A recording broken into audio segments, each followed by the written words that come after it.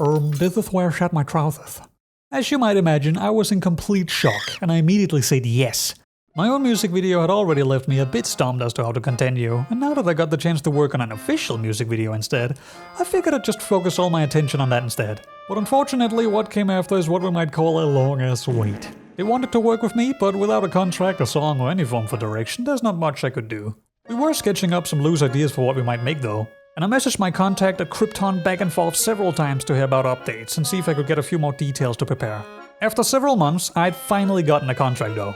The deadline was a bit too tight, and we also asked if we could get a smidge more compensation, but they luckily agreed to both. So after about half a year of waiting and writing emails, I'd finally gotten a final contract and signed. There were gonna be 4 music videos made as part of a collab with Magic the Gathering. And we were gonna do number 3. Ours were just around October, and so we set out to make it a Halloween treat, featuring ghouls, ghosts, and pumpkins.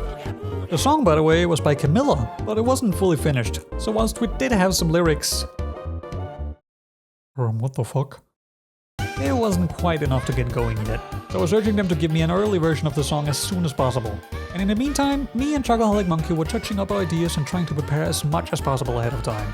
She'd made a completely new witch design for Miku, as well as some concepts for the environment.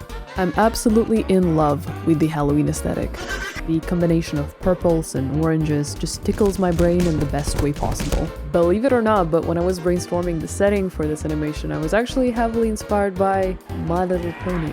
I think I've just always held onto these mental images from the show of magical tents, beautiful outdoor lights, and all these silly-looking prompts scattered around Ponyville from the Halloween episodes or Nightmare Moon episodes. I'm not too sure about that. At the end of the day, I just really wanted to capture that same magical and aesthetic feeling in the final video we would make.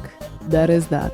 And with the extra concept art, I also updated Miku's character model, and a few props as well. Since we were still waiting, I was also doing a bit of R&D, and learned about Goo Engine, which is a fork of Blender that gives us more control of stylized shading that wouldn't have been possible in regular Blender at the time. Over the course of the project, I used it to create a special anime shader. I made it to control both the light color and shadow, and sliders to dictate how they transition from one another, and an option for comic dot patterns as well. There's also settings for how much the lights and environment color affects the surface, and finally a little bit of control for some extra rim light.